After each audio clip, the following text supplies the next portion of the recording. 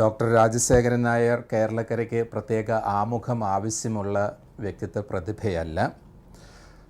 ശ്രീ സൂര്യനാട് കുഞ്ഞൻപിള്ളയുടെ പൈതൃകം പേറുന്ന കേരളം കണ്ടിട്ടുള്ള പ്രഗത്ഭനായ ന്യൂറോളജിസ്റ്റും സാഹിത്യ സാംസ്കാരിക നായകനുമായിട്ടുള്ള രാജശേഖരൻ നായരുടെ പ്രതിഭയെ ഷാലോം ടെലിവിഷൻ്റെ ലൈറ്റ് ഓഫ് ട്രൂത്ത് പരിപാടിക്ക് വേണ്ടി പ്രയോജനപ്പെടുത്തുന്നതിൽ ഞങ്ങൾക്ക് അതിയായ സന്തോഷമുണ്ട്.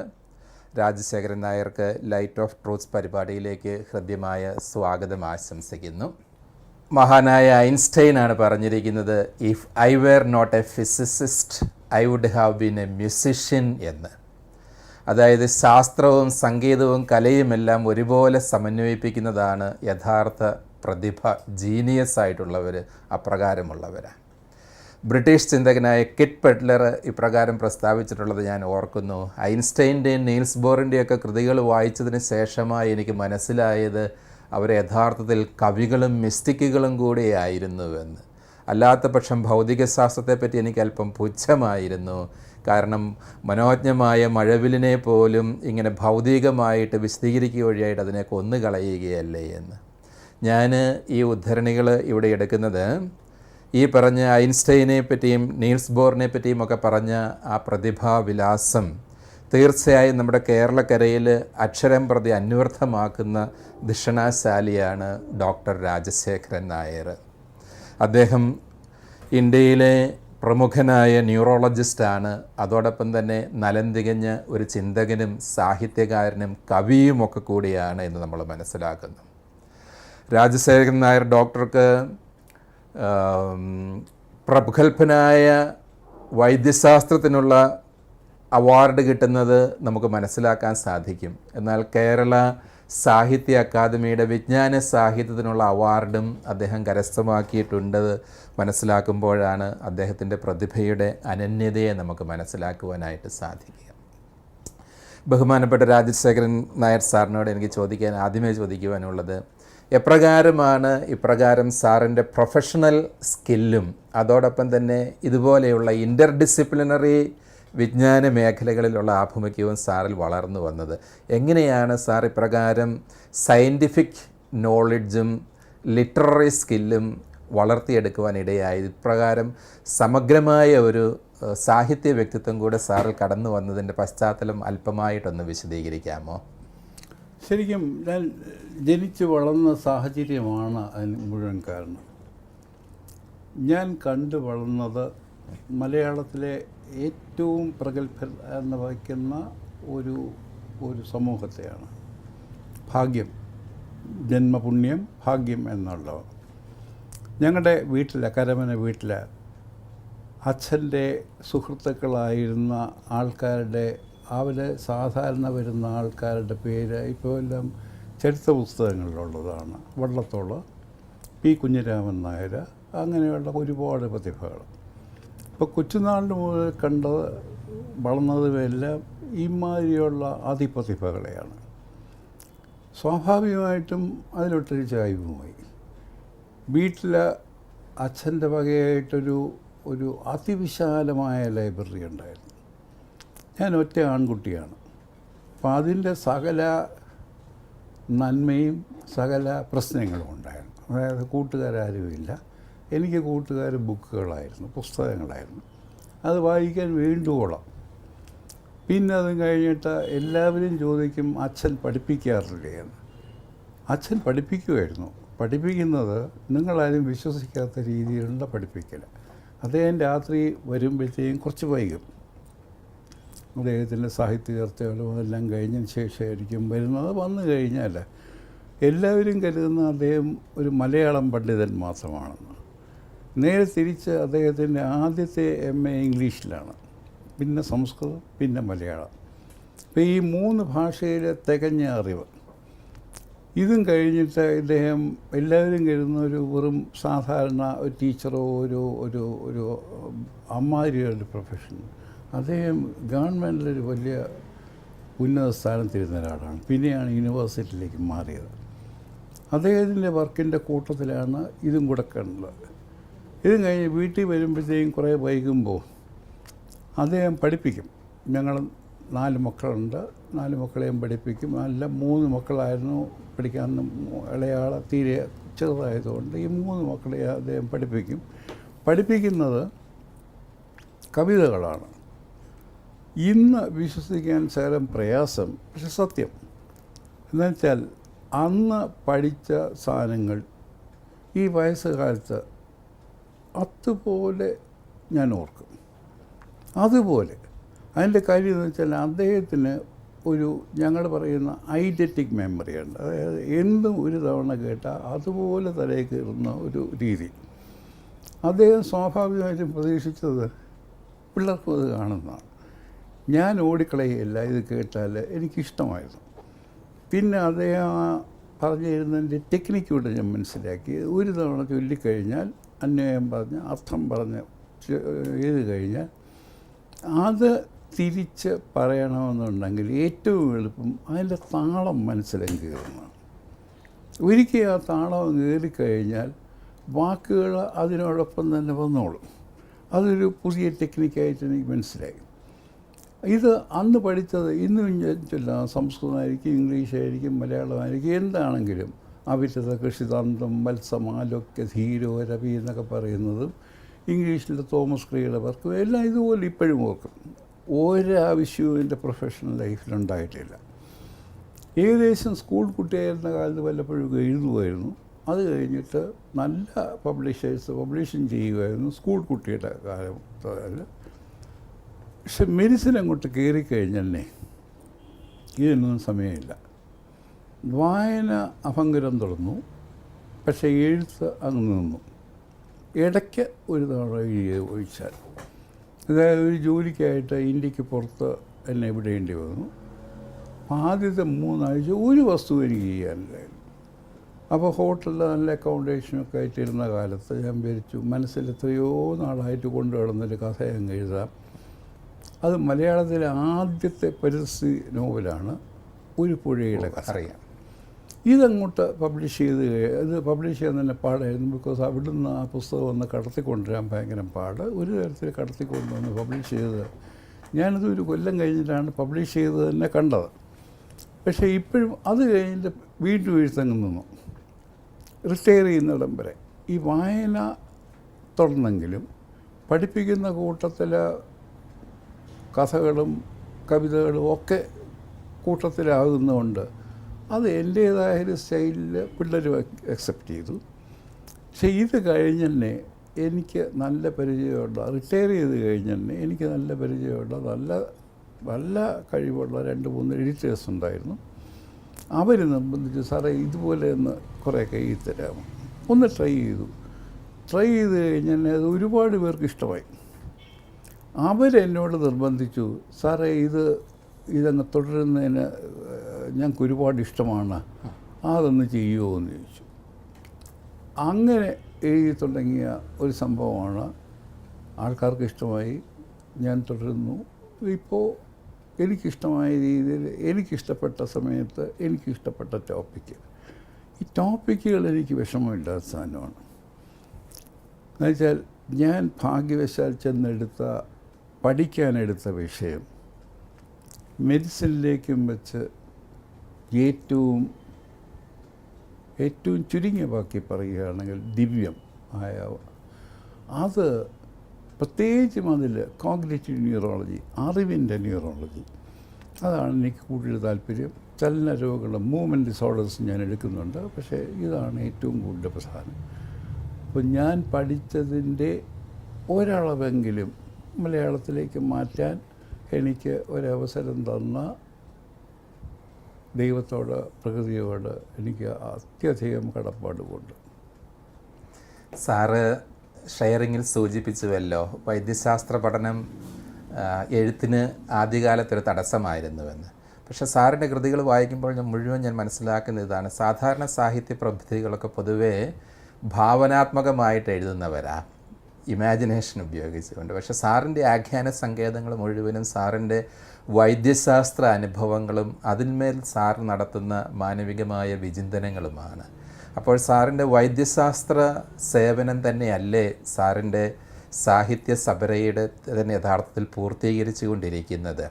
ആ രീതിയിലുള്ള തികച്ചും വിഭിന്നമായ ഒരു ചിന്താ പദ്ധതിയല്ലേ സാറ് ആവിഷ്കരിക്കുന്നത്. എപ്രകാരമാണ് സാറിൻ്റെ വൈദ്യശാസ്ത്ര വൈദഗ്ധ്യം സാറിൻ്റെ രചനകളെ സ്വാധീനിക്കുന്നത് എന്ന് അല്പമായിട്ടൊന്ന് വിശദീകരിക്കാമോ?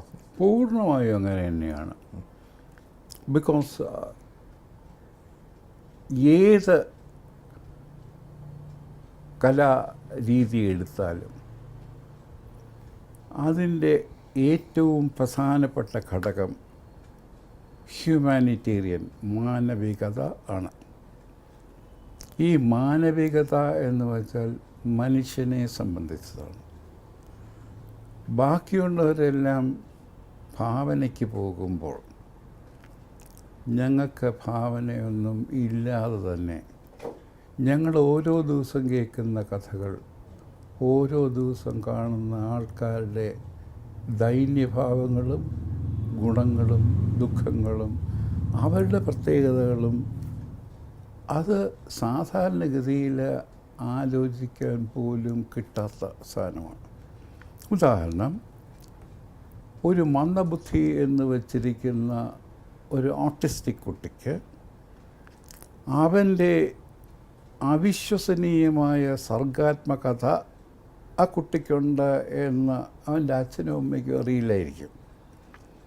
ഒരു പക്ഷേ ഒരു കാഷ്വൽ ടോക്കിലായിരിക്കും അത് വരുന്നത്. അവന് ഒരു ചിത്രം വരയ്ക്കാൻ്റെ സാഹചര്യം കൊടുക്കുകയാണെങ്കിൽ, ഒരു കല്ലും കട്ടയുമോ ഒരു ചുവരോ കിട്ടുകയാണെങ്കിൽ അവൻ കോറിയിടുന്ന ചിത്രങ്ങൾക്ക് അതിന് ജീവസ്സുറ്റവ ആണ്. അത് ഇവർ കണ്ടുപിടിക്കുന്നോ ഇല്ലയോ എന്നുള്ളത് വ്യത്യാസം. നേരെ ഒരു ഉദാഹരണം കൂടി. സാധാരണഗതിയിൽ ഈ 100% പിച്ച് എന്നൊരു സാധനം ഒരു ഗായകന് കിട്ടുക എന്ന് വെച്ചാൽ ഏകദേശം അസാധ്യമാണ്. ഒരു സൂക്കേടുണ്ട്, വില്യം ബ്യൂറൻ സിൻഡ്രോം. അവർക്ക് ഒരു തവണ ഒരു പാട്ട് കേട്ടാൽ മതി. അവർ ജന്മന ഒരു മന്ദബുദ്ധികളാണ്. പക്ഷേ അവരെ സംബന്ധിച്ച് ഗാനം അവരുടെ പാർട്ടാണ്. അവരുടെ ഓരോ ചലനങ്ങളും ഓരോ വാക്കുകളും ഓരോ ചൊല്ലുകളും അത് ഗാനാത്മകമാണ്. അത് അവിശ്വസനീയമാണ്. ബിക്കോസ് അത്തരം കുട്ടികളിൽ നിന്ന് നമ്മളത് പ്രതീക്ഷിക്കുന്നില്ല. ഇത് സ്വാഭാവികമായിട്ട് എഴുത്തിലോട്ട് മാറ്റുമ്പോഴത്തേക്കും ആൾക്കാർക്ക് അത്ഭുതം തോന്നുന്നത് ഇങ്ങനെ ഒരു കുട്ടിക്ക് ഇങ്ങനൊരു ഭാഗത്തന്നെ കിട്ടുമോ എന്നുള്ളതാണ്. ഉദാഹരണം ഇനിയും വരാം. യാതൊരു കലാബോധവും ഇല്ലായിരുന്ന ഒരാൾ ഒരു 10-80 വയസ്സാകുമ്പോൾ, അല്ലെങ്കിൽ 10-65-70 വയസ്സാകുമ്പോൾ അയാൾക്ക് ബുദ്ധിമാന്ദ്യം, ഡിമെൻഷ്യ തുടങ്ങുന്നു. ഈ ഡിമെൻഷ്യ തുടങ്ങുന്നതിൻ്റെ കൂട്ടത്തിൽ ഒരു ചെറിയ പങ്കാൾക്കാർക്ക് അവർക്ക് ഒരു കാലവും അവരുടെ ജീവിതകാലത്ത് ഒരു കാലവുമില്ലായിരുന്ന ആർട്ടിസ്റ്റിക് ടെൻഡൻസിറ്റി, കലാപരമായ വാസനകൾ തുടങ്ങും. അത് സാമാന്യഗതിയിൽ അത് പോകണം. നേരെ തിരിച്ച് ഇത് നടാടെ ആദ്യം തുടങ്ങുകയാണ്. ഉദാഹരണം, ഇവർ ചിത്രങ്ങൾ എഴുതുന്നു. ആ ചിത്രങ്ങൾ എഴുതുമ്പോഴത്തേക്കും ആ ക്യാൻവസിൽ നിന്ന് അവർ വരച്ച പടങ്ങൾ, അവർ വരച്ച ആളുകൾ, അവർ വരച്ച മൃഗങ്ങൾ ആ ക്യാൻവസിൽ നിന്ന് എഴുന്ന് പുറത്തേക്ക് വരത്തക്കവണ്ണമുള്ള ഒരു ത്രിമാന രൂപം അവരുടെ ചിത്രങ്ങൾക്ക് വരും. എന്തുകൊണ്ട് അങ്ങനെ വരുന്നു എന്ന് അവരോട് ചോദിച്ചാൽ അവർക്കറിഞ്ഞുകൂടാ. ഒരുപക്ഷെ അവരുടെ ഡിമെൻഷ്യ കുറേ കൂടി വ്യാപകമാകുമ്പോൾ ആ കഴിവ് നിശേഷം പോകുമായിരിക്കും. ബേസിക്കലി ഇതിൻ്റെ കാര്യം, ഇതിന് സയൻറ്റിഫിക് ആസ്പെക്റ്റ് വരികയാണെങ്കിൽ നമ്മളെല്ലാവരുടെയും തന്നെയും വ്യത്യസ്തമായ അളവിൽ കലയുടെ ഒരു സ്ട്രീം ഒഴുകുന്നുണ്ട്. നമ്മുടെ മുന്നിലുള്ള ഫ്രോണ്ടൽ ലോബ് അതിൻ്റെ ഏറ്റവും പ്രധാനപ്പെട്ട കഴിവുകളിലൊന്ന് ശമിപ്പിക്കുകയാണ്, വേണ്ട എന്ന് വയ്ക്കുക. ഏതെങ്കിലും ഒരു കാരണവശാൽ ഈ സംയമനം, ഫ്രോണ്ടൽ ലോബിൻ്റെ ആ അടക്കി വയ്ക്കൽ വിടുകയാണെങ്കിൽ ബാക്കിയുള്ള ലോബുകളെ അവരുടെ സ്വതസിദ്ധമായ ആ കഴിവുകളെ പ്രതിരോധിക്കാൻ ഈ ഫ്രോണ്ടൽ ലോബിന് കഴിയാതെ പോകുമ്പോൾ ഇത് സ്വാഭാവികമായിട്ട് ഉയർത്തെഴുന്നേക്കും. എത്ര നാളത്തേക്കെന്നുള്ളത് പിന്നെ, പക്ഷേ എഴുന്നേക്കും. ഇത് ആദ്യം പറയുമ്പോൾ ഇത് പറ്റുമോ എന്ന് ചോദിക്കുകയാണെങ്കിലും പറ്റും. ശരിയാണ്. സാറ് ഇൻ്റർ ഡിസിപ്ലിനറി ആയിട്ടുള്ള വിചിന്തനങ്ങൾ ആഡ് ചെയ്തതിന് വളരെ നന്ദി.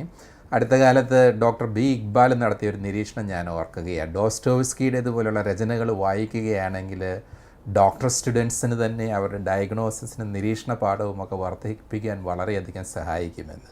എന്നാൽ PSC അടുത്ത കാലത്ത് ഒരു നിരീക്ഷണം നടത്തുകയുണ്ടായി. വൈദ്യശാസ്ത്ര വിദ്യാർത്ഥികൾക്ക് പൊതുവെ ഹ്യൂമാനിറ്റീസിൽ താല്പര്യം കുറവാണ്, അതൊരു ഹാൻഡിക്യാപ്ഡായിട്ട് അനുഭവപ്പെടുന്നുണ്ട് എന്നുള്ളത്. ഇതുപോലെ തികച്ചും വ്യതിരിക്തമായിട്ടുള്ള ശാസ്ത്രവും മാനവികതയും തമ്മിലുള്ള ഒരു സമന്വയം ആർജിച്ചെടുത്തിട്ടുള്ള സാറ് എന്ത് ഉപദേശമായിരിക്കും ഭാവിയിലെ വൈദ്യശാസ്ത്രത്തിനും വൈദ്യശാസ്ത്ര വിദ്യാർത്ഥികൾക്ക് നൽകുവാൻ ആഗ്രഹിക്കുക? കുറേ നാളായിട്ട് ഞാൻ ഇന്ത്യയിലുള്ള പല യൂണിവേഴ്സിറ്റീസിലും ഇന്ത്യക്ക് പുറത്തുള്ള യൂണിവേഴ്സിറ്റീസിലും എന്നെ പഠിപ്പിക്കാൻ വിളിക്കുമ്പോഴത്തേക്കും ഞാൻ എടുക്കുന്ന ഒരു ടോപ്പിക്ക് ഇത് തന്നെയാണ്, ഹ്യൂമാനിറ്റീസ്. ഈ ഹ്യൂമാനിറ്റീസ് ഒട്ടും വേണ്ട എന്ന് കരുതിയിരുന്ന വൈദ്യത്തിൻ്റെ ഒരു കാലഘട്ടമുണ്ടായിരുന്നു. ഏകദേശം 1900 ആദ്യങ്ങളിൽ. ആദ്യം മാറിക്കഴിഞ്ഞിട്ട് 1960 ആണെങ്കിൽ കുറച്ച് സർപ്റ്റീഷ്യസായിട്ട് ആരും അറിയാതെ ചിലരുടെ കഥയും കവിതയൊക്കെ എഴുതിയ തന്നെ അവർ ആ മെയിൻ സ്ട്രീം മെഡിക്കൽ ഫ്രറ്റേണിറ്റിയിൽ നിന്ന് പുറന്തള്ളപ്പെട്ടവരായി മാറി. പിന്നെയാണ് അറിയുന്നത് ഈ ഹ്യൂമാനിറ്റീസിൻ്റെ പ്രസക്തി എത്ര കണ്ട് കൂടുതലാക്കാമോ അത്രയും കണ്ട് നല്ല ഒരു ഡോക്ടറെയാണ് നമുക്ക് കിട്ടുന്നതാണ്. ഉദാഹരണം, ഷേക്സ്പിയറെ വായിക്കാതെ ബാക്കിയുള്ള ഒരു കലാമൂല്യമുള്ള കൃതികൾ വായിക്കാതെ പോകുന്ന, കണക്ക് മാത്രം ചൊല്ലി പഠിക്കുന്ന, മെഡിക്കൽ ഫാക്ട്സ് മാത്രം തലയിലേറ്റിപ്പറ്റുന്ന, ഒരുപാട് മാർക്ക് കിട്ടുകയാണെങ്കിലും വല്ലാതെ മെഡിക്കൽ ഫീൽഡിൽ ശോഭിക്കുകയാണെങ്കിലും അയാൾ മനുഷ്യൻ എന്നുള്ള രീതിയിൽ ഒരുപാട് ലോപമുള്ള ഒരാളാണ്. അയാൾക്ക് മുന്നേ ഇരിക്കുന്ന വ്യക്തി എന്ന് പറയുന്ന ആൾ മനുഷ്യനാണെന്നോ അയാൾക്ക് ഒരുപാട് വികാരങ്ങളും പേടികളും ദുഃഖങ്ങളും ഒക്കെ ഉള്ള ആളാണെന്നോ ഉള്ള കാര്യം ഈ ഡോക്ടർ മറക്കാൻ പാടില്ല. എന്നുവെച്ചാൽ ഈ ഡോക്ടർ എന്നുള്ള ശ്രീമാനും ഒരു കാലത്ത് ആ മേശയുടെ മറുതലയ്ക്ക് രോഗിയായിട്ടിരിക്കുക. അന്നേ അറിയുള്ളൂ ആ ദുഃഖത്തിൻ്റെയും ആ ഭീതിയുടെയും രൂക്ഷതയും കരാളതയും. അതുകൊണ്ട് ഒരു ഡോക്ടർ എന്ന് വെച്ച് കഴിഞ്ഞാൽ അദ്ദേഹത്തിന് ഈ ഹ്യൂമാനിറ്റീസ് മുഴുവനും, കവിത, കഥ, മനുഷ്യ സംബന്ധിയായ എന്തും, അത് ഡെസ്കാർട്ടെ പറഞ്ഞ പോലെ ഒരു സാധനമാണ്. ഞാൻ മനുഷ്യനാണ്, മനുഷ്യനെ സംബന്ധിച്ച സകലതും എനിക്ക് ബാധകമാണ്, അത് ഡോക്ടർക്കും ബാധകമാണ്. കൊള്ളാം, വളരെ നന്നായിരിക്കുന്നത് സാറേ. സാറിൻ്റെ വൈദ്യശാസ്ത്ര സപര്യയിൽ സാറ് ഒരു മനുഷ്യായുസ് മുഴുവനും മസ്തിഷ്കവുമായിട്ട് ഏറ്റുമുട്ടിയിട്ടുള്ള വ്യക്തിയാണ്. സാറിൻ്റെ തന്നെ നിരീക്ഷണമാണ് ഈ പ്രപഞ്ചത്തിലെ ഏറ്റവും സങ്കീർണമായ വിസ്മയമാണ് മനുഷ്യ മസ്തിഷ്കം എന്ന് പറയുന്നത്. ഡോക്ടർ രാമചന്ദ്രൻ, വിളയന്നൂർ രാമചന്ദ്രൻ ഇങ്ങനെ ഒരു നിരീക്ഷണം നടത്തിയത് ഞാൻ ഓർക്കുന്നു. ബ്രെയിനിലെ കണക്ഷൻസിൻ്റെ എണ്ണം എടുത്തു കഴിഞ്ഞാൽ ഒന്നിനു മുമ്പിൽ നമ്മൾ 800 പൂജ്യങ്ങൾ ഇടേണ്ടി വരുമെന്നൊരു പക്ഷേ. പ്രപഞ്ചത്തിലെ മൊത്തം ആറ്റംസിനെ സൂചിപ്പിക്കാൻ ഒരുപക്ഷെ ഒന്നിനു മുമ്പിൽ 100 പൂജ്യങ്ങൾ മതിയായിരിക്കുമെന്ന് പറയുന്നത്. എപ്രകാരമാണ് ഈ മസ്തിഷ്കം എന്ന് പറയുന്ന പ്രതിഭാസം? സാർ തന്നെ സൂചിപ്പിച്ചതിൽ വൈദ്യശാസ്ത്രത്തിലെ ഏറ്റവും ദിവ്യമായ ജ്ഞാനത്തെയാണ് ഞാൻ അന്വേഷിക്കുന്നത് എന്ന് പറയും. ഈ മസ്തിഷ്കം എപ്രകാരമാണ് സാറിനെ വിസ്മയിപ്പിച്ചിരിക്കുന്നത്? ഇത് വളരെ ജനറലായിട്ടൊരു ക്വസ്റ്റ്യനാണ്. സാറിൻ്റെ വ്യക്തിഗതമായ നിഗമനങ്ങളൊന്ന് ഹൈലൈറ്റ് ചെയ്താൽ സന്തോഷമായിരിക്കും. ആദ്യം മെഡിസിൻ പഠിക്കുന്ന സമയത്ത് അണ്ടർ ഗ്രാജുവേറ്റ് ലെവലിൽ ഇതിൻ്റെ ഒരു വൈവിധ്യവും ഇതിൻ്റെ ഒരു വിശാലതയും ശരിക്കും പറഞ്ഞു തരാനുള്ള ഒരു ഒരു രീതി ഇല്ലായിരുന്നു. ഇത് പെട്ടെന്ന് മാറിക്കിട്ടിയത് അന്നത്തെ നിലയിൽ വിശ്വസിക്കാൻ പ്രയാസമായ 1-2 അധ്യാപകർ ഞങ്ങൾക്ക് തിരുവനന്തപുരം മെഡിക്കൽ കോളേജിലുണ്ടായിരുന്നു. അവരുടെ ശിക്ഷണത്തിൽ നിന്ന് വന്നു കഴിഞ്ഞെന്നെ ഇത് കൂടുതൽ വായിക്കാനുണ്ടായെന്ന് മനസ്സിലായി. അത് ഡൽഹി ഓൾ ഇന്ത്യ ഇൻസ്റ്റിറ്റ്യൂട്ടിൽ ചെന്ന് കഴിഞ്ഞെന്നെയാണ് ഇതിൻ്റെ വൈവിധ്യം മുഴുവനും മനസ്സിലാക്കുന്നത്. എൻ്റെ ഭാഗ്യവശാൽ ന്യൂറോളജി ഇന്ത്യയിൽ തുടങ്ങിയ ഡോക്ടർ ബൽദേവ് സിംഗും ആ ഗ്രൂപ്പും എല്ലാം കൂടെ വന്നു കഴിഞ്ഞാൽ അവർ ചെയ്ത പരിശോധന, അവർ ചെയ്ത ഗവേഷണങ്ങളുടെ കൂട്ടത്തിൽ പങ്കാളിയായിട്ട് നിന്നുതന്നെയാണ് ഇത് മനസ്സിലാകുന്നത്. ഇനി ഞാൻ പറയാൻ പോകുന്ന കഥകളെല്ലാം വിശ്വസിക്കാൻ ശാലം എഗെയിൻ പ്രയാസമാണ്. 1350 ഗ്രാം മാത്രമുള്ള ഒരു മസ്തിഷ്കം. ഇത് തുടങ്ങുന്നത് ഭ്രൂണാവസ്ഥയിൽ തുടങ്ങുന്നത് 3 മില്ലിമീറ്റർ നീളമുള്ള ഒരു ചെറിയ ദശയുടെ തുമ്പത്ത് വരുന്ന ഒരു സാധനമാണ്. ഒരു 12, 8, 9, 10, 11, 12 ആഴ്ചകളിൽ ഇതങ്ങോട്ട് വിശാലമാകുകയാണ്. ആ വിശാലമാകുന്നതിൻ്റെ കണക്ക് 1 മിനിറ്റിൽ 1,25,000 സെൽസ് വെച്ച് മസ്തിഷ്കത്തിൻ്റെ ഉണ്ടാവുകയാണ്. 1 മണിക്കൂറിൽ 15 മില്യണിലേറെ. ഈ ഉണ്ടാകുന്ന സെൽസ് ബ്രെയിനിൻ്റെ ഏറ്റവും ഉള്ളിലുള്ള ചെറിയ ഭാഗത്താണ് ഉണ്ടാകുന്നതെങ്കിൽ ഇത് ചെല്ലേണ്ടിടത്ത് മാത്രം ചെല്ലും. ചെല്ലേണ്ടിടത്തല്ലാതെ ഒരിടത്തും ചെല്ലുകയില്ല. അത് കൊണ്ടുപോകാൻ, അതിനെ നയിക്കാൻ ഗ്ലയൽ സെൽസ് ഉണ്ട്. അത് കൊണ്ടു ചെന്ന് കഴിഞ്ഞാൽ ഇത് അവസാനം വരുമ്പോഴത്തേക്കും മനുഷ്യൻ്റെ ബ്രെയിൻ എന്ന് പറയുന്നത് ഈ മുൻവശത്ത ഭാഗം സെറിബ്രം, ഇത് സെറിബെല്ലം. ഇതൊരു മോഡലാണ്, മോഡലിന് വേണ്ടി പഠിപ്പിക്കാൻ വേണ്ടി വെച്ചിരിക്കുന്ന സാധനം. ഈ ബ്രെയിൻ്റെ ആകത്തുവയുടെ 75% ഈ സെറിബ്രം ആണ്. ഒരു 25% ഉള്ളൂ സെറിബെല്ലം.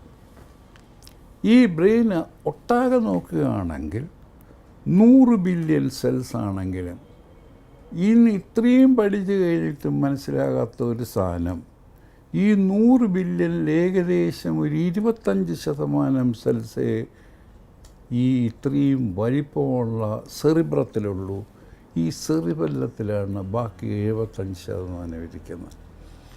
ഈ 75% ഭാഗം വരുന്ന ഈ ബ്രെയിനിൻ്റെ സെൽസിന് നേരത്തെ ഞാൻ പറഞ്ഞു, ഇത് ഓരോ സെല്ലും ഉണ്ടാകുമ്പോൾ അതിന് നിയതമായ ഭാഗത്ത് മാത്രമേ അത് ചെല്ലൂ, വേറെടുത്ത് ചെല്ലുകയല്ല.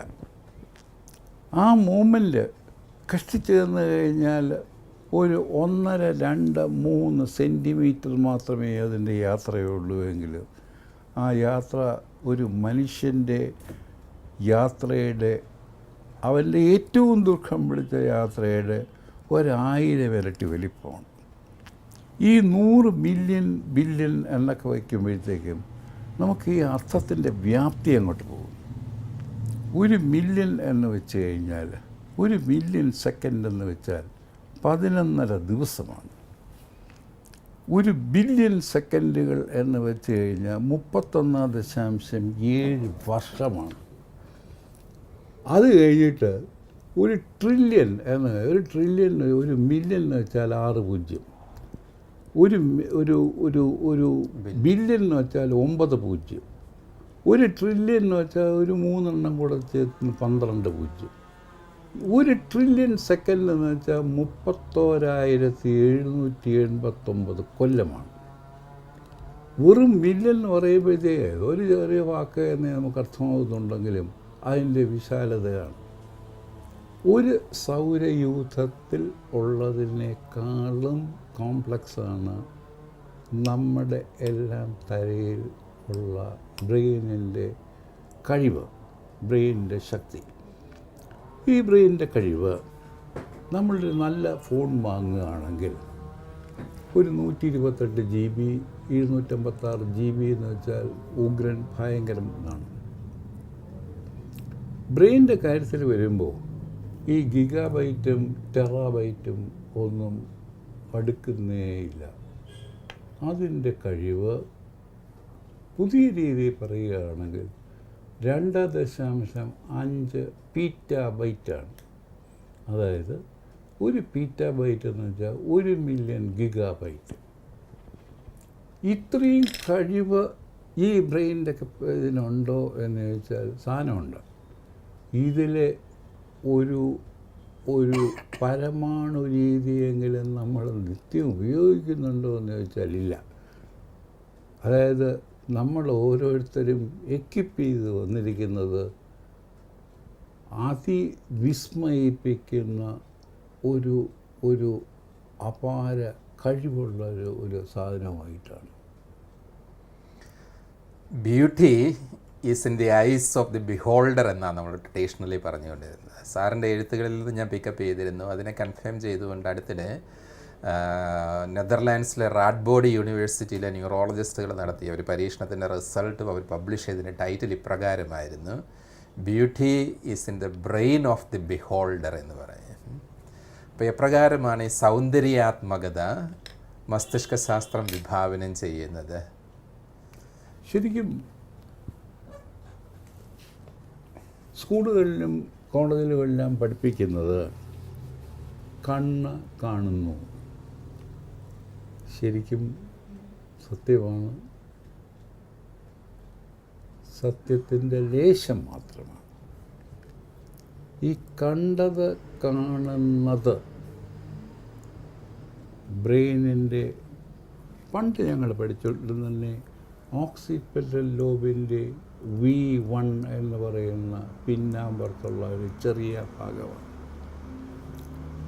ഇത് മതി എന്നൊരു തോന്നലാണ് നിന്നെങ്കിൽ ഇന്ന് അത് പോരാ, അത് നിസ്സാരം എന്നായിക്കഴിഞ്ഞു. ഈ പ്രൈമറി വിഷ്വൽ കോർട്ടക്സ് എന്ന് പറയുന്ന V1 റീജിയൻ അത് നിസ്സാരമായൊരു ഫങ്ഷനെ ചെയ്യുന്നുള്ളൂ.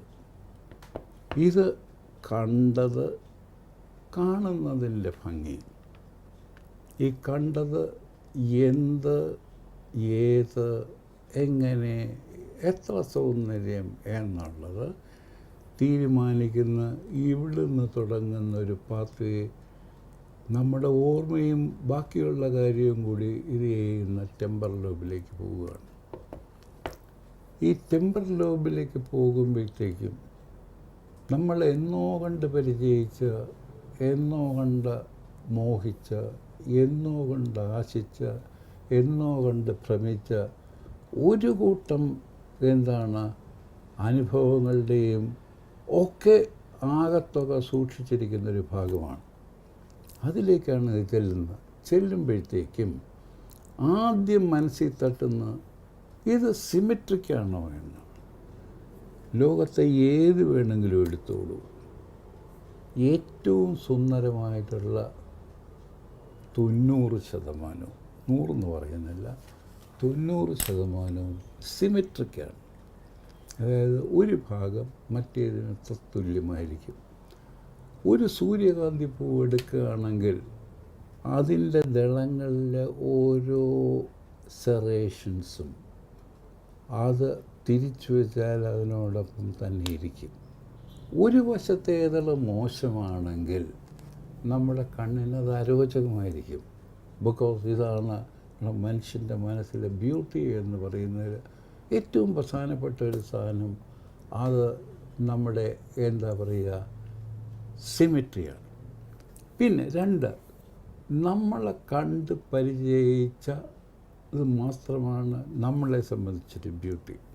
ഉദാഹരണം, നമ്മുടെ മനസ്സിലെ കോൺസെപ്റ്റിൽ ഉണ്ടാക്കിയെടുത്ത, നമ്മുടെ കൾച്ചറിനെ ബേസ് ചെയ്ത, നന്നായെന്ന് നമ്മൾ കൾച്ചറലായിട്ട് ധരിച്ച് വസിച്ച ഒരു രൂപങ്ങളാണ് നമുക്കിഷ്ടം. ആ ഇഷ്ടം നമ്മുടെ സൗന്ദര്യമായി മാറിക്കഴിഞ്ഞു. അത് വേറൊരാളുടെ സൗന്ദര്യമാകണമെന്നുമില്ല. അതുകൂടെ പറയാം. ഉദാഹരണം, ഒരു ചോള സ്കൾപ്ചർ എടുക്കുകയാണെങ്കിൽ അതിൻ്റെ പീനസ്തനികളായിട്ട് വച്ചിരിക്കുന്ന ആ രൂപം ഒരു സായിപ്പിന് ഇഷ്ടപ്പെടണമെന്നേയില്ല. ചാടിലുള്ള ഒരു ചാടിയൻ ഒരു സാധനം നമുക്ക് ഇഷ്ടപ്പെടണമെന്നില്ല. ഇത് നമ്മുടെ കൾച്ചറുമായിട്ട് ബന്ധപ്പെട്ടതാണ്. ഈ ബ്യൂട്ടി എന്ന് പറയുമ്പോഴത്തേക്കും അതിനൊരു ക്വാളിഫിക്കേഷൻ വരുന്ന നമുക്ക് പരിചിതമായ ബ്യൂട്ടി എന്നോട് വരും. അത് കാഴ്ചയിലാണെങ്കിലും കേൾവിയിലാണെങ്കിലും മറ്റേത് അനുഭവത്തിലാണെങ്കിലും നമുക്ക് പരിചിതമായതും കൂടി അതിനകത്ത് വരും. ഈ നമ്മൾ കാണുന്ന ബ്യൂട്ടിയിലെ ഏറ്റവും പ്രധാനം കളറിൻ്റെ ഒരു ഒരു ഇലക്ട്രിക്കൽ സ്വഭാവങ്ങളാണ്, അതിൻ്റെ വൈശദ്യങ്ങളാണ്. ഏത് നിറം കാണാൻ കഴിവുള്ള ഏതൊരുവനും ആ നിറങ്ങളുടെ ശാലീനതയും നിറങ്ങളുടെ സൗഭോഗവും ഒരുപാട് മനസ്സിനെ അതിനെ സ്വാധീനിക്കും. അത് ചിലത് മനസ്സിനെ പാസിഫൈ ചെയ്യും, ചിലത് മനസ്സിനെ കുറച്ചേറെ ഒരു ഉത്തേജിപ്പിക്കുകയും ചെയ്യും. ചിലപ്പോൾ ഇത് രണ്ടും കൂടെ മിശ്രിതമാക്കി വരികയാണെങ്കിൽ കൂടുതലും ഒരു പ്ലസൻറ്റ്നെസ്സേ നമുക്കുണ്ടാവുകയുള്ളൂ. പാശ്ചാത്യ ന്യൂറോ സയൻസിൽ ഇന്നാണ് റിലീജിയൻ എന്നുള്ള ഫെനോമിനെ തന്നെ ന്യൂറോളജിക്കലായിട്ട് പഠിക്കുന്നത്. VS രാമചന്ദ്രനും കൂട്ടരുമൊക്കെ ടെമ്പറൽ ലോബ് എപ്പിലെപ്സിയുമായിട്ട് ബന്ധപ്പെട്ട് മതാത്മകതയെ അനലൈസ് ചെയ്യാൻ ശ്രമിച്ചിട്ടുണ്ട്. ഞാൻ ആലോചിക്കുകയായിരുന്നു, 25 വർഷങ്ങൾക്ക് മുമ്പ് തന്നെ സാറ് ശ്രീരാമകൃഷ്ണ പരമഹംസരുടെയൊക്കെ ആത്മീയ അനുഭവങ്ങളെ ന്യൂറോളജിക്കലായിട്ട് വിശകലനം ചെയ്യാനുള്ള പരിശ്രമം നടത്തിയിട്ടുണ്ട്. എങ്ങനെയാണ് അത്രയും ദീർഘവീക്ഷണത്തോടുകൂടി, അല്ലെങ്കിൽ അന്നത്തെ കാലഘട്ടത്തിൽ അങ്ങനെ ഒരു ചിന്ത തന്നെ ഉദയം ചെയ്തത് എങ്ങനെയാണ് സാറിൽ നിന്ന് വിശദീകരിക്കാമോ? ഈ ടെമ്പറൽ ലോബ് എപ്പിലെപ്സി എന്ന് വെച്ച് കഴിഞ്ഞാൽ അതൊരു സാമാന്യഗതിയിൽ മനസ്സിലാക്കാൻ പ്രയാസമായൊരു സാധനമാണ്. ടെമ്പറൽ ലോബ് എന്ന് വെച്ച് കഴിഞ്ഞാൽ ബ്രെയിനിൻ്റെ താഴെയുള്ള ഈ ഭാഗത്തെയാണ് ടെമ്പറൽ ലോബ്. ഇതിൻ്റെ മുൻവശം അത് വളരെ പ്രിമിറ്റീവായിട്ടുള്ള അനുഭൂതികളാണ് തരുന്നത്. രുചി, മണം, അമ്മാതിരിയുള്ള കാര്യങ്ങൾ. ഇതിന് പിന്നാമ്പുറത്തേക്ക് വരുമ്പോൾ, ടെമ്പറൽ ലോബിൻ്റെ പിന്നാമ്പുറങ്ങളിലേക്ക് വരുമ്പോൾ ഓർമ്മയുടെ ഒരു ഉദാത്തമായ വശങ്ങളൂടി അതിനകത്ത് വരും. അതിന് ഈ ടെമ്പറൽ ലോബ് എപ്പിലെപ്സി എന്ന് വെച്ചാൽ അപസ്മാര കേന്ദ്രങ്ങൾ ഈ ഭാഗത്ത് വിടുന്നെങ്കിലും വരികയാണ്. ഏത് രീതിയിലുള്ള അസാധാരണ വ്യക്തിത്വം എടുത്താലും അവരുടെ എഴുത്തിലോ അവരുടെ പറച്ചിലോ അവരുടെ ഇതിലോ വരികയാണെങ്കിൽ ഇതിൻ്റെ ഈ ടെമ്പറൽ ലോബിൻ്റെ ഒരു പ്രസക്തി കാണും. ഉദാഹരണം, ഡോസ്റ്റോവ്സ്കി തന്നെ എടുക്കുക. ഡോസ്റ്റോവ്സ്കിയുടെ എഴുത്തിൽ അദ്ദേഹത്തിന് ടെമ്പറൽ ലോബ് എപ്പിലെപ്സി ഉണ്ടെന്നുള്ള കാര്യം തീർച്ചയായും ഞാൻ ഇദ്ദേഹത്തെ എഴുത്തിട്ടുണ്ട്, രാമകൃഷ്ണ പരമഹംസരെ എടുത്തിട്ടുണ്ട്, ബാക്കി ഒരുപാട് പേരെ എടുത്തിട്ടുണ്ട് ഈ അനുഭവമായിട്ട്. ഈ ടെമ്പറൽ ലോബ് എപ്പിലെപ്സി വരുമ്പോഴത്തേക്കും ഇതിന് ചിലപ്പോൾ കിട്ടുന്ന മനസ്സിൻ്റെ ഭാവങ്ങൾ, ഉദാഹരണം ഡോസ്റ്റോവ്സ്കിയെ പറഞ്ഞിട്ട് അദ്ദേഹം പറഞ്ഞ് ഇതിൽ നിന്ന് കിട്ടുന്ന അനുഭവം കുറച്ചുള്ളൊരു ജീവിതം എനിക്ക് വേണ്ട എന്ന് വരെ പറഞ്ഞിട്ടുണ്ട്. ചില അത്രമാത്രം ഹൃദ്യമാണ് അവരെ സംബന്ധിച്ച്. ഈ കാണുന്ന ചികിത്സിക്കുന്ന ഡോക്ടറെ സംബന്ധിച്ച് ഇത് ഏതാണ്ട് ഭയങ്കര പ്രശ്നമാണെന്ന് തോന്നുകയാണെങ്കിലും ഇത് ഉള്ള ആൾക്ക് അത് ദിവ്യം, അത് എന്താ പറയുക, മനോഹരം, അത് ഹൃദ്യം എന്നുള്ള രീതിയിലേക്ക് പോകുന്നുണ്ട്. അത് എങ്ങനെ നമ്മൾ ഇത് ചെയ്യുന്നു എന്നുള്ളതനുസരിക്കുന്നത് നമ്മുടെ മനസ്സിലുള്ള, നമ്മുടെ തലച്ചോറിലുള്ള ലെക്സിക്കനെ വെച്ചാണ്. പദസംഭരണി. ഈ പദസംഭരണി എന്ന് വെച്ച് കഴിഞ്ഞാൽ മിക്കവാറും പേർക്ക് ഒരളവെല്ലാം കാണും. ഈ അളവ് സാമാന്യ ജനത്തിന് മതി. പക്ഷെ ഒരു എഴുത്തുകാരനോ ഒരു ക്രിയേറ്റീവ് റൈറ്റർക്കോ ഈ പദങ്ങളുടെ ഈശൽ ഭേദ വ്യത്യാസമുള്ള 100 കൂട്ടമെണ്ണം കൂടി വേണം. അയാൾ എഴുതി വരുമ്പോൾ ഈ നേരത്തെ ഞാൻ പറഞ്ഞ ദിവ്യം, ഹൃദ്യം, ഭവ്യം എന്നെല്ലാം പറഞ്ഞ അനുഭവങ്ങൾ മൂർത്തങ്ങളായിട്ടുള്ള അനുഭൂതികളായിട്ട് അദ്ദേഹത്തിന് അവർക്ക് വിവരിക്കാം. അതേ നടക്കുന്നത്. ന്യൂറോ റിലീജിയൻ പോലെയുള്ള ഗവേഷണ മേഖലകൾ പാശ്ചാത്യ ന്യൂറോ സയൻസ് പോലും ഇന്നും പഠിച്ചു വരുന്നതേ ഉള്ളൂ. തുടങ്ങിയ വിഷയങ്ങളാണ്. എങ്ങനെയാണ് 25 വർഷങ്ങൾക്ക് മുമ്പ് തന്നെ ശ്രീരാമകൃഷ്ണ പരമഹംസരെ ഇപ്രകാരം മസ്തിഷ്ക ശാസ്ത്രപരമായിട്ട് വിഭാവനം ചെയ്യാൻ സാർ ഇടയായത് എന്നൊന്ന് വിശദീകരിക്കാമോ? ഈ ടെമ്പറൽ ലോബ് എപ്പിലെപ്സി എനിക്ക് എന്നും എനിക്ക് മാത്രമല്ല ന്യൂറോ സയൻസസ് ഡീൽ ചെയ്യുന്ന എല്ലാവർക്കും ഒരു വലിയ സമസ്യയും ഒരു പ്രതിഭാസമായിട്ട് തോന്നിയിട്ടുണ്ട്. പരമഹംസരുടെ മാത്രമല്ല, ഡോസ്റ്റോവ്സ്കി, ഇങ്ങനെ ഒരുപാട് ആൾക്കാരുടെ അവരുടെയൊക്കെ ഈ അനുഭൂതികൾ അവർ വാക്കുകളാൽ വിവരിക്കുമ്പോൾ, അവർ പ്രവൃത്തി കൊണ്ട് കാണിക്കുമ്പോൾ അതിൽ നിന്ന് കിട്ടുന്ന ആ അനന്യസുഭകമായ അറിവുകൾ വിശ്വസിക്കാൻ വയ്യാത്ത ഒരു രീതിയാവും. അതുകൊണ്ടാണ് ഞാൻ പഠിക്കാൻ കാരണം. സാറ് ഒരു ശാസ്ത്രജ്ഞൻ എന്ന നിലയിൽ മരണമെന്ന പ്രതിഭാസവുമായിട്ട് ഒരുപാട് എൻകൗണ്ടർ ചെയ്തിട്ടുണ്ട് എന്ന് പറയും. മരണത്തോടുകൂടി നമ്മുടെ പ്രതിഭാവിലാസങ്ങളൊക്കെ നഷ്ടപ്പെടുക എന്ന് പറയുന്നത് അത് പരിണാമ സംവിധാനത്തിൻ്റെ തന്നെ വല്ലാത്ത ക്രൂരമായ ഒരു നീതിയാണോ എന്ന് പോലും ഞാൻ സംശയിക്കാറുണ്ട് എന്ന് പറയും.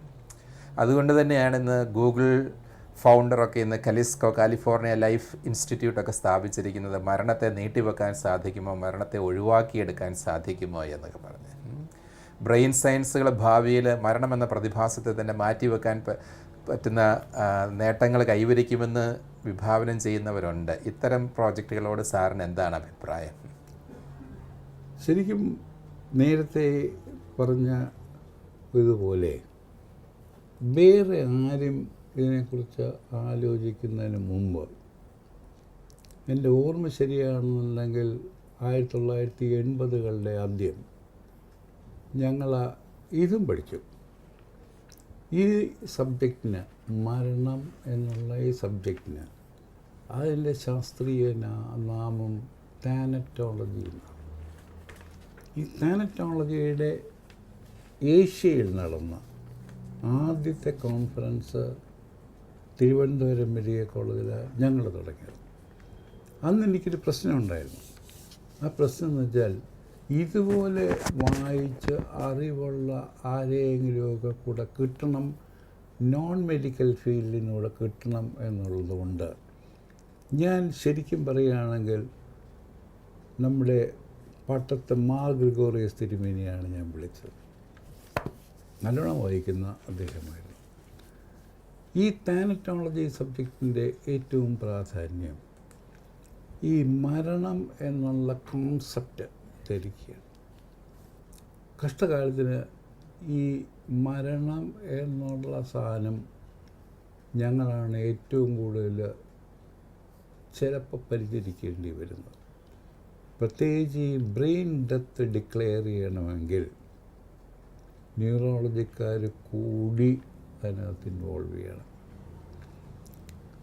ഇത് എളുപ്പമാണെന്നൊരു ധാരണ ആർക്കെങ്കിലും വയ്ക്കുകയാണെങ്കിൽ അത് എളുപ്പമേ അല്ല, വൈകാരികമായിട്ട് ഏറ്റവും ദുസ്സഹമായൊരു സാധനമാണ്.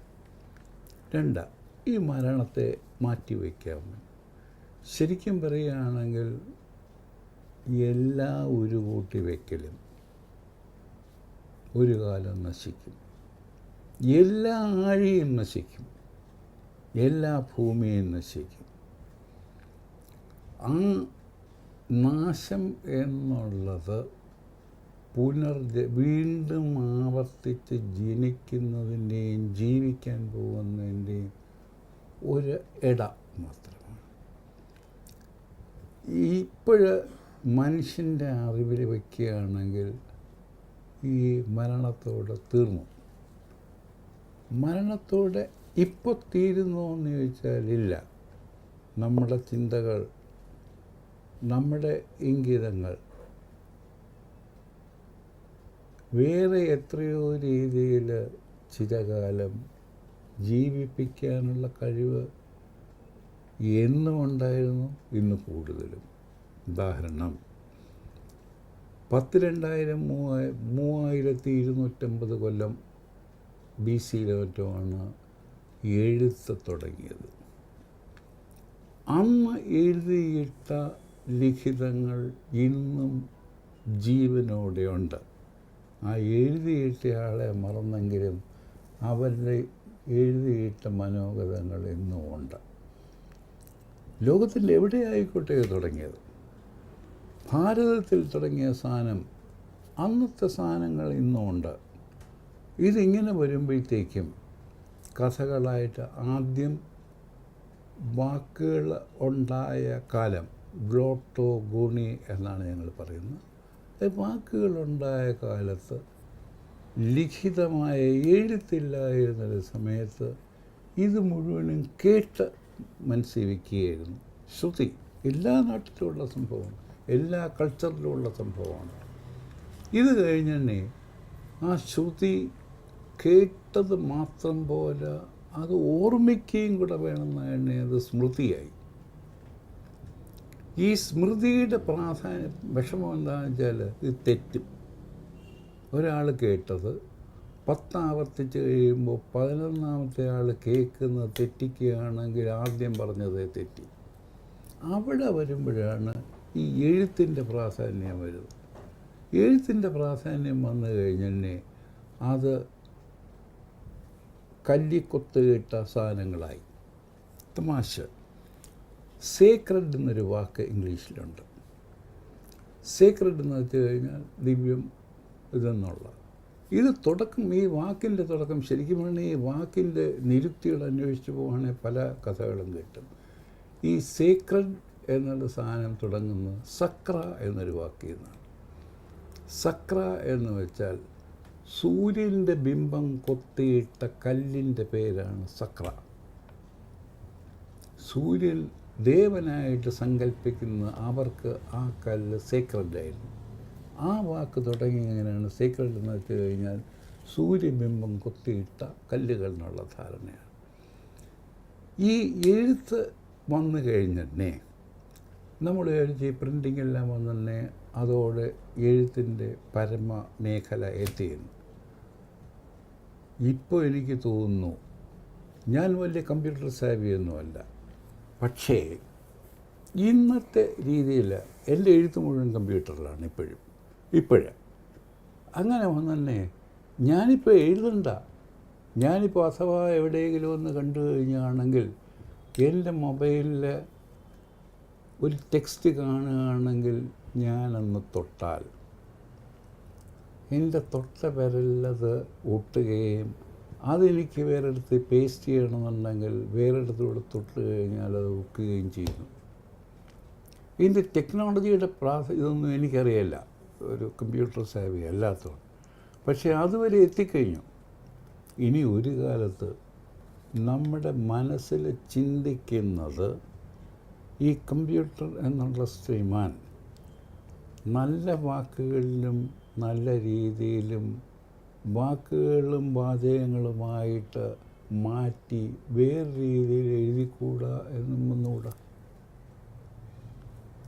നമ്മളുടെ കോൺസെപ്റ്റ്, ഒരു സങ്കല്പം മനസ്സിൽ വെച്ച് കഴിഞ്ഞാൽ ആ സങ്കല്പത്തിനെ വാക്കുകളും വാചകങ്ങളും ആക്കാൻ ഇതിൽ നിന്ന് പറ്റും. അടുത്തത് പേടിപ്പിക്കുന്നൊരു സാധനമാണ്.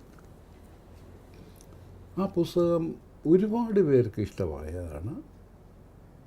പ്രാധാന്യം എന്താണെന്ന് വെച്ച് കഴിഞ്ഞാൽ ഒരു ഫ്യൂച്ചർ മെഡിസിനിലേക്ക് പോകുമ്പോഴത്തേക്കും നമ്മുടെ ബ്രെയിനിന് ഇന്ന് എത്തിപ്പെടാൻ പറ്റുന്ന ഏകദേശം മാക്സിമം എത്തിപ്പെടുന്ന സമയത്ത് ഇതിനെ എൻഹാൻസ് ചെയ്യാൻ ഇനിയും പറ്റുന്നത് നമുക്ക് നാനോ മോളിക്യൂൾസ് വച്ച് ഇതിനെ ഒരു വൈഫൈ ആക്കി എടുക്കാൻ പറ്റും എന്നുള്ളത് ഇന്ന് പ്രായോഗിക തലത്തിൽ വന്നില്ലെങ്കിലും അത് അങ്ങനെയുള്ള ആൾക്കാർ ചിന്തിച്ചു തുടങ്ങി. അതായത് ഒരു വേൾഡ് വൈഡ് വെബ് നമ്മുടെ ബ്രെയിനും കൂടെ ആവാം. വിശ്വസിക്കാൻ പാടാണ്. പണ്ട് ഒരു ടെലിഫോൺ ചെയ്യാൻ ഞാൻ ഒരുമാതിരി ചെറിയ പട്ടണമായ തിരുവനന്തപുരത്ത് ഏകദേശം ഒരു 1/2 കിലോമീറ്റർ നടക്കേണ്ടി വന്നിരുന്നുവെങ്കിൽ ആ ഓരോ ടെലിഫോണും ഇങ്ങനെ ക്രാങ്ക് ചെയ്ത് വേണം ഒപ്പിക്കാനെങ്കിൽ ഇപ്പം ക്രാങ്കും കിടുപിടിയൊന്നും വേണ്ട. ഞാനൊന്ന് തൊട്ടാൽ എനിക്ക് ഇഷ്ടപ്പെട്ട ആളെ ആ സെക്കൻഡിൽ കിട്ടുന്ന ഒരു സമയമായി. കുറച്ചുകൂടെ കൂടുകയാണെങ്കിൽ ഞാൻ വിചാരിക്കുന്നയാളെ വിചാരിക്കുന്ന സമയത്ത് റിയൽ ടൈമിൽ കണ്ടുകൂടാ, സംസാരിച്ചുകൂടാ എന്ന് വരുന്നില്ല. ഇതിനൊരു വാക്ക് വരുന്നപ്പോൾ എഴുതിയിട്ടുണ്ട്, സൈബോർഗ്സ്.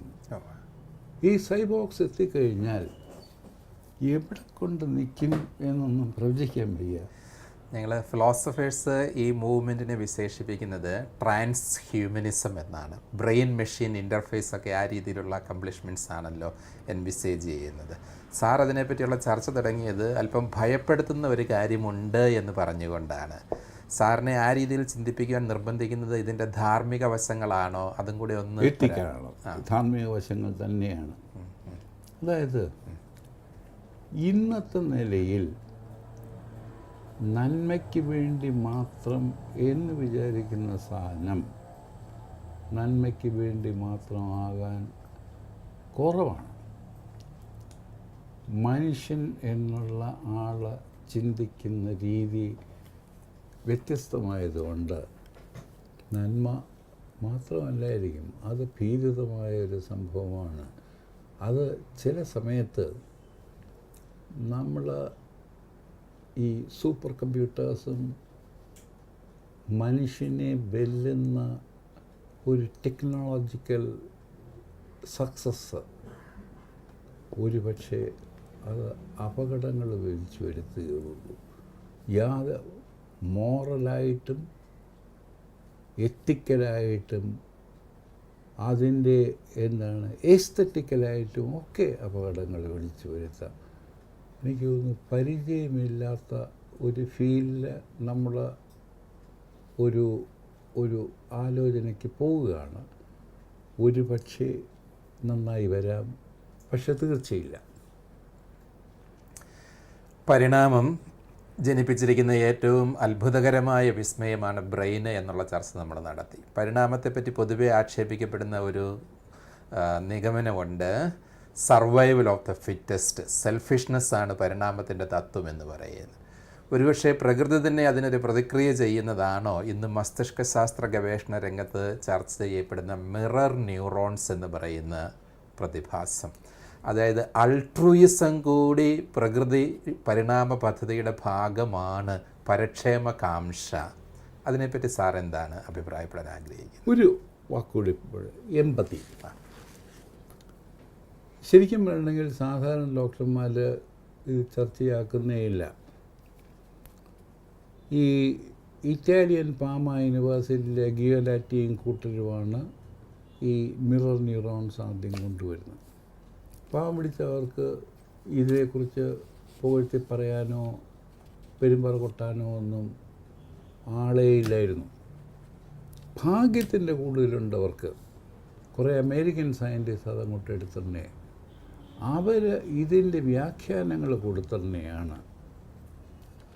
ഇത് ഇന്നും ഇന്നലെയും തുടങ്ങിയതല്ല, ജീവൻ്റെ ആവിർഭാവത്തിൻ്റെ ആ സമയം തൊട്ട് സകല പരിഷ്കാരങ്ങളും സകല പരിണാമങ്ങളും മിറർ ന്യൂറോൺസിനെ ബേസ് ചെയ്താണ്. എല്ലാ ജന്തുക്കളിലും എല്ലാത്തിലും ഉണ്ട്. ഇതിങ്ങനെ വരുമ്പോഴത്തേക്കും ഞാൻ എപ്പോഴും കോട്ട് ചെയ്യുന്നൊരു കഥയുണ്ട്. അതിൻ്റെ വാലിഡിറ്റി എത്രയുണ്ട് എന്നുള്ള പിന്നെ ഞാൻ വരുന്നുള്ളൂ. ഞങ്ങളുടെ കൂട്ടത്തിലെ ഏറ്റവും പ്രഖ്യാതനായ ഒരു ന്യൂറോ സർജൻ എന്ന് വെച്ചാൽ first professor of neurosurgery Harvey കുഷിങ്ങാണ്. ഹാബി കുഷിങ് ഒറേഷൻ ഒരാൾക്ക് കിട്ടുക എന്ന് വെച്ചാൽ അയാളുടെ ജന്മസാഫല്യം കിട്ടിയെന്നുള്ളതാണ്. സാമാന്യഗതിയിൽ താപ്പാനകളെ വിളിക്കുകയുള്ളൂ. ഒരു തവണ വിളിച്ചത് ഒരു റഷ്യൻ കവിയായിരുന്നു, യെവ്ജനി യെവ്തുഷെൻകോ. എല്ലാവരും എതിർത്തു. ഇയാൾ വന്ന് അടിച്ചൊരു സാധനം everybody is guilty of everything എന്നായിരുന്നു അങ്ങനെയുള്ള ടോപ്പിക്. ഇങ്ങനെ പറഞ്ഞൊരു കഥ എനിക്ക് മറക്കാൻ പ്രയാസമാണ്. ആ പറഞ്ഞ കഥ ഇതാണ്.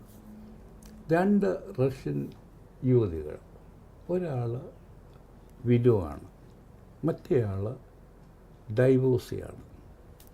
ഇവർ രണ്ടുപേരും കൂടി ജോലി കഴിഞ്ഞ് തിരിച്ചു മടങ്ങുമ്പോൾ ഈ വിധവയെടുത്ത് ഈ ഡൈവോഴ്സി പറഞ്ഞു, ചേച്ചി എനിക്ക് പേടിയാണല്ലോ.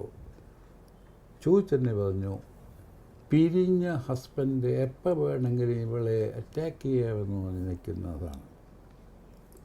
പേടിക്കണ്ട കുട്ടി, ഞാനും കൂടെ വരാം എന്ന് പറയും. ഏകദേശം ഇവളുടെ വീട്ടിനടുത്താൽ തന്നെ ആ ക്രൂരനായ മനുഷ്യൻ ഇവളുടെ പുറത്ത് ചാടി വീണ് ഇവളുടെ ഉടുപ്പ് വലിച്ച് ചീന്തിച്ച് ഇയാൾ വലിച്ചുകൊണ്ടിരുന്ന സിഗരറ്റിൻ്റെ സ്റ്റബെടുത്ത് ഇവളുടെ ഇടത് ബ്രസ്റ്റിൽ അങ്ങോട്ട് കരിക്കുന്നു. അതിവേദനയോട് ഇവൾ നിലത്ത് കിടന്ന് വിളിക്കുമ്പോഴത്തേക്കും മറ്റേ സ്ത്രീയും കൂടെ വിളിച്ച് ആൾക്കാരോടി വന്ന് ഇവനെ ഓടിച്ച് വിട്ടിരുന്നേ. ഇവരടുത്ത് വന്ന് ഈ 2 പേരും ഒരുപോലെ കരയുന്നു. ഇവരെ 2 പേരെയും ആശുപത്രിയിൽ കൊണ്ടുപോയി. ഡോക്ടർമാർക്ക് യാതൊരു പിടിയില്ലായിരുന്നു. എന്താ ഇവിടെ ഈ വിരോ കരയുന്നു? ഇവർ ആ ബേൺ മാർക്ക് കിട്ടിയ, ആ പൊള്ളൽ കിട്ടിയ സ്ത്രീയെ ട്രീറ്റ് ചെയ്ത് എല്ലാം കെട്ടി വെച്ചിട്ട് ഈ 2 പേരെയും കൂടി ഒരു വാർഡിൽ തന്നെ അഡ്മിറ്റ് ചെയ്യുന്നു. പിറ്റേന്ന് രാവിലെ ഈ 2 പേരുടെയും വേദന ദുസ്സഹമായതുകൊണ്ട് ആദ്യം ഈ ഡൈവോഴ്സിയെ അവർ നോക്കി ഇത് പഴുത്തു തുടങ്ങും. ഡോക്ടർമാരുടെ സംശയം, എന്താ ഇവൾ കരയുന്നു, ഈ വിഡോ കരയുന്നു? നോക്കിയെന്നെ അവളുടെ മാറിലും അതേ സ്ഥലത്ത് അതേ രീതിയിലൊരു മുഴ. യെവ്തുഷെൻകോ റഷ്യയിലെ ഏറ്റവും പ്രധാനപ്പെട്ട കവിയാണ്. ഇതാണ് എമ്പതി. ഈ എമ്പതി എന്ന് പറയുന്നത് മിറർ ന്യൂറോണിൻ്റെ ഒരു കളിയാണ്. അതായത് നമ്മുടെ മനുഷ്യൻ്റെ സകല ഭാവങ്ങളും, നന്മയും തിന്മയും ഭാഷണവും ചിരിയും കരച്ചിലും ഒക്കെ അതുപോലെ പകർത്താൻ കഴിവുണ്ട്. ഭാഷ പോലും മിറർ ന്യൂറോണിൻ്റെ വകയാണെന്നാണ് സമ്മതിച്ചിരിക്കുന്നത്. എനിക്ക് തോന്നുന്നു ഇനിയും ഒരുപാട് അതിനകത്ത് വരാനുണ്ട്. അൾട്ടിമേറ്റ്ലി മനുഷ്യൻ്റെ നന്മ കൂട്ടുന്ന എന്ത് തരത്തിലുള്ള പ്രവൃത്തിയും അത് ഒരുപാട് പരിപോഷിപ്പിക്കുകയാണെങ്കിൽ ബെനിഫിറ്റ് കിട്ടാൻ പോകുന്ന ഈ സമൂഹത്തിന് മാത്രമായിരിക്കും. Very good sir. ഒരു തലത്തിലേക്കും കൂടെ സാറിൻ്റെ ചിന്തകളെ ഒന്ന് ആഗിരണം ചെയ്യാൻ സാധിച്ചാൽ സന്തോഷമായിരുന്നു. സാറ് പറഞ്ഞല്ലോ, മിറർ ന്യൂറോണുകളാണ് നമ്മളിൽ എമ്പതി ജനിപ്പിക്കുന്നത്, ശാരീരികമായ സിംറ്റംസ് പോലും അവ ജനിപ്പിക്കുന്നുവെന്ന് പറയുന്നത്.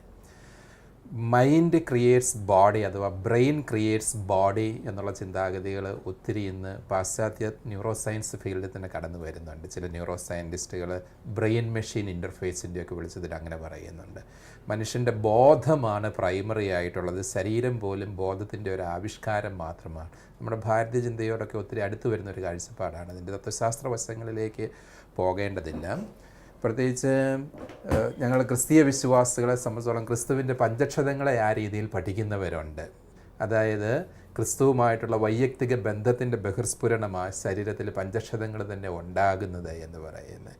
അപ്പോൾ സാറ് ബോധത്തെപ്പറ്റി ചിന്തിക്കുന്ന കാഴ്ചപ്പാട് വെച്ചുകൊണ്ട് കയ്യിൽ നാണയത്തൊട്ട് വെച്ചിട്ട് ചുട്ടുപഴുത്ത നാണയമാണ് ഞാൻ വെച്ചിരിക്കുന്നത് എന്ന് പറയുമ്പോൾ കൈ പൊള്ളുന്നു. എന്നാൽ അങ്ങനെ വെച്ചിട്ടില്ലായിരുന്നു നാണയം. അല്ലെങ്കിൽ ശിരസിൽ മുൾക്കിരീടം വെച്ചിട്ടുണ്ട്, പക്ഷേ മുൾക്കിരീടം വെച്ചിരിക്കുന്നത് പോലെ അവരുടെ ശരീരം മുറിവേൽക്കുന്നു, എന്നാൽ ഒരു മുൾക്കിരീടവും വെച്ചിട്ടില്ലായിരുന്നു. അപ്പം മൈൻഡാണ് പ്രൈമറി, ശരീരം മൈൻഡിൻ്റെ ഒരു ആവിഷ്കാരം മാത്രമേ ആകുന്നുള്ളൂ. ഒത്തിരി ദർശനപരമായ ഉൾക്കാഴ്ചകൾ പേർന്ന ചിന്താഗതിയാണ്. ഇതിനോട് സാറിന് ആഭിമുഖ്യമുണ്ടോ? ഇത്തരം ചിന്താധാര രണ്ട് രീതിയിലും അത് ആലോചിക്കാവുന്നതുള്ളൂ. ബ്രെയിനിൻ്റെ ഒരു കഴിവാണ് മനസ്സ് എന്നുള്ള സത്യത. എൻ്റെ രീതിയിൽ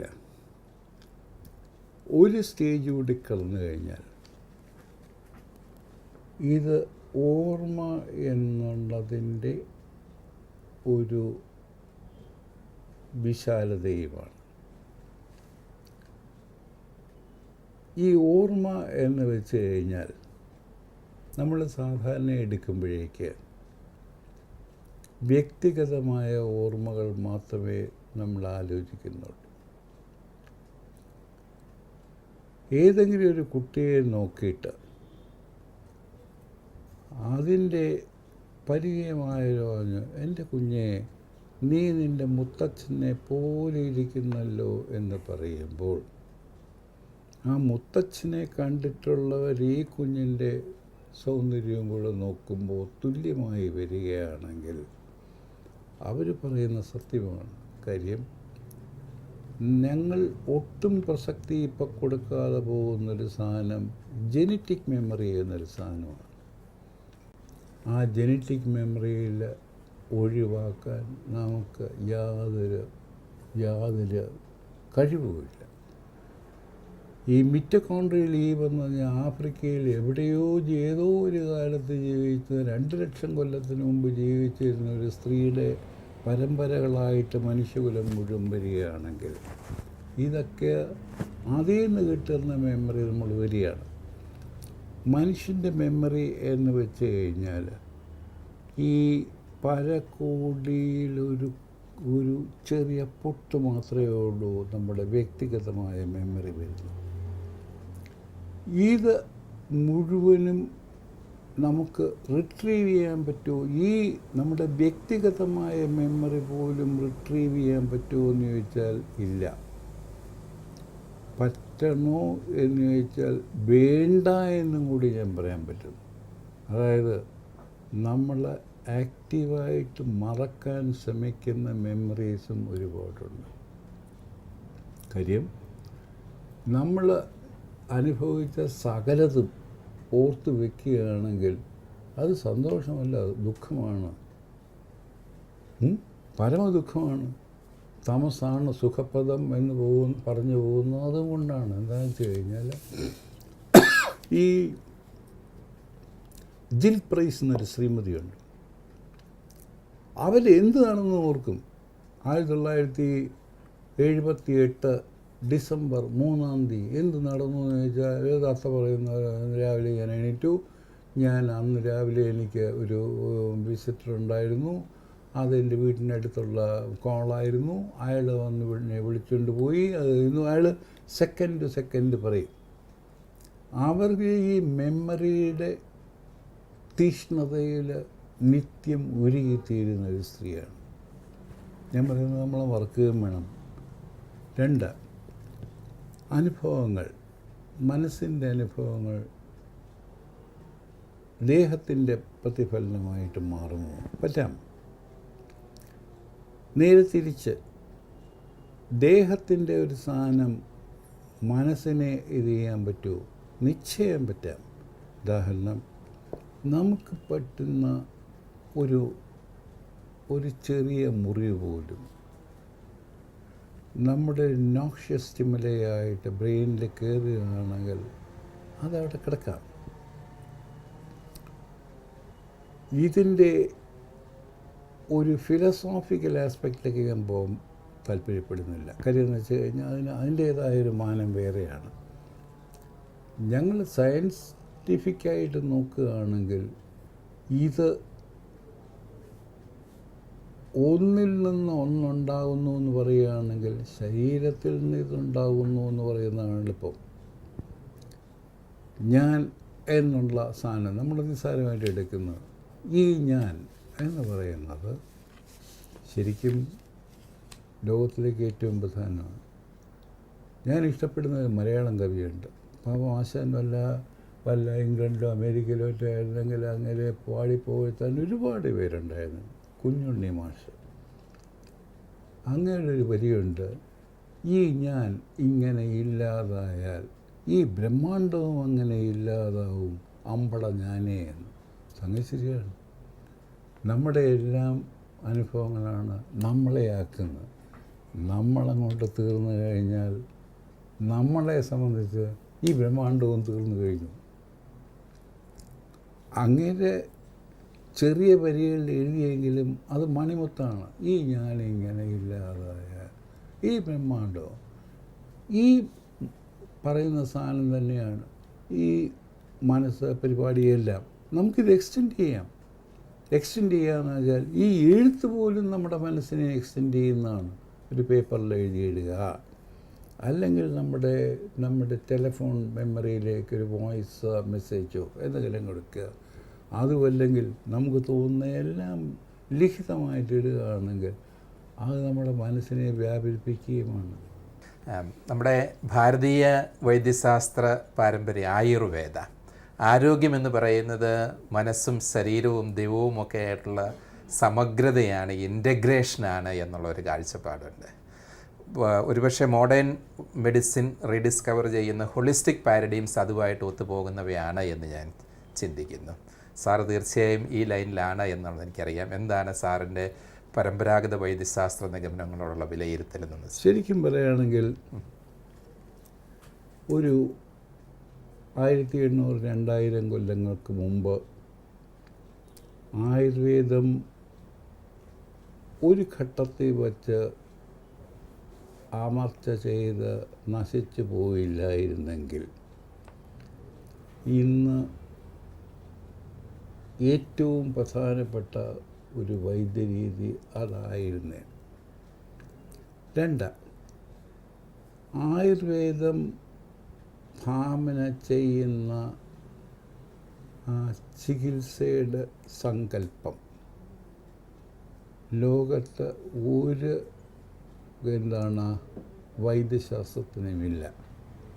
ഞങ്ങളുടെ ഏറ്റവും വലിയ പ്രയാസം ഞങ്ങളുടെ വൈദ്യശാസ്ത്രത്തിന് വലിയ ഫിലോസഫിയൊന്നുമില്ല. ഇവർക്ക് ഫിലോസഫിയാണ് കൂടുതൽ. അവർ തുടങ്ങുന്നത് ഞാൻ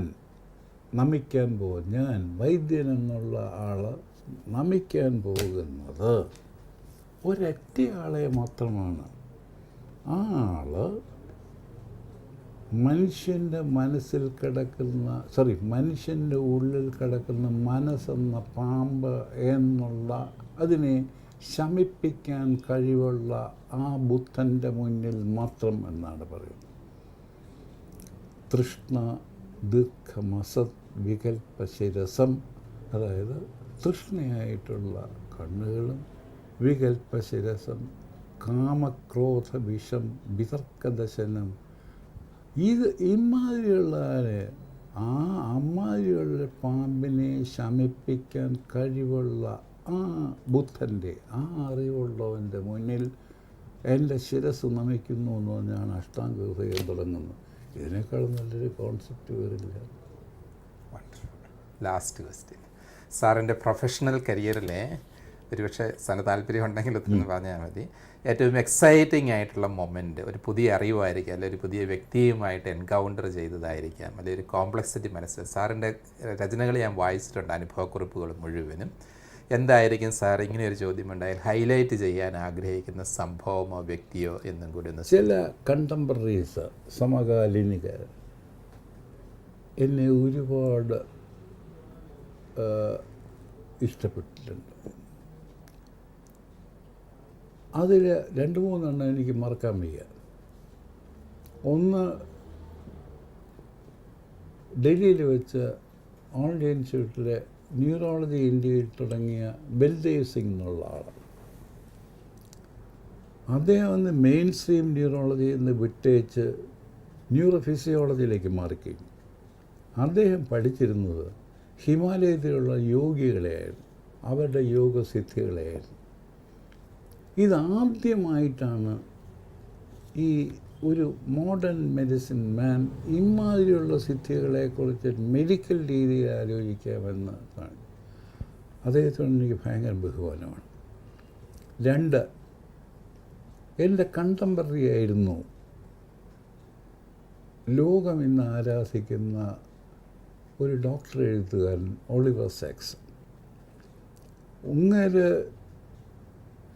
ഇംഗ്ലീഷുകാരനാണ്. അമേരിക്കയിൽ പോയി അമേരിക്കയിൽ കുറേ പ്രശ്നമായിട്ട് തിരിച്ച് ഇംഗ്ലണ്ടിൽ വന്ന് കുറേ നാളുണ്ടായിരുന്ന ഒരു പീരീഡിലാണ് ഞങ്ങൾ തമ്മിലുള്ള പരിചയം തുടങ്ങുന്നത്. അന്ന് തൊട്ട് അദ്ദേഹം മരിക്കുന്നിടം വരെ ഞങ്ങൾ സുഹൃത്തുക്കളായിരുന്നു. ഇതെല്ലാം മെഡിക്കൽ ഫീൽഡിലുള്ളതാണ്. പക്ഷേ ഞാൻ കണ്ടിട്ടുള്ളതിലേക്കും വെച്ച് എന്നെ ഏറ്റവും ഇൻഫ്ലുവൻസ് ചെയ്തിട്ടുള്ള അത്യുഗ്ര ശിക്ഷണാശാലി എന്ന് വെച്ചാൽ എനിക്ക് ഒരാളേ ഉള്ളൂ, എൻ്റെ അച്ഛൻ. ഇത് പറയുന്ന വെറും വ്യക്തിഗതമായ സാധനമല്ല. കാര്യം എന്ന് വെച്ച് കഴിഞ്ഞാൽ 3 ഭാഷയിൽ മിനിമം, 3 കുറേയേറെ ഭാഷകൾ, വിശ്വസിക്കാൻ വയ്യാത്ത രീതിയിലുള്ള അറിവ്, അതിനോടൊപ്പം വിശ്വസിക്കാൻ വയ്യാത്ത വിനയം. അതായത് ഞാൻ പറഞ്ഞല്ലോ, താരതമ്യേന ഒരു സീനിയർ ഓഫീസറായിരുന്നു സെക്രട്ടേറിയറ്റിലും. പക്ഷേ അദ്ദേഹം ഏത് പാപത്തിനോടും പെരുമാറുന്ന ആ വിനയം, അത് ഒരുപാട് എന്നെ ഇത് ചെയ്തിട്ടുണ്ട്. ശരിക്കും വേണമെങ്കിൽ അറിവ് മാത്രമല്ല, അറിവ് ജാജ്വലമാകണമെങ്കിൽ അതിൻ്റെ മനുഷ്യത്വ മുഖം കൂടെ വേണം. അത് അദ്ദേഹത്തിനുണ്ടായിരുന്നു.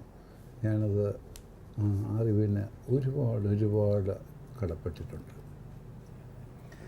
അറിവും മനുഷ്യത്വവും പാണ്ഡിത്യവും വിനയവും, അതിലാണ് ശ്രീ രാജശേഖരൻ നായർ സാറ് തൻ്റെ വിശകലനങ്ങളെ സമന്വയിപ്പിക്കുന്നത് എന്ന് നമ്മൾ മനസ്സിലാക്കുകയായിരുന്നു. തീർച്ചയായും അക്ഷരം പ്രതി സാറിൻ്റെ വ്യക്തിത്വത്തിലേക്കും ഇത് പൂർണ്ണമായിട്ടും അവരോധിക്കാൻ സാധിക്കുമെന്ന് ഞാൻ ഉറച്ച് വിശ്വസിക്കുകയാണ്.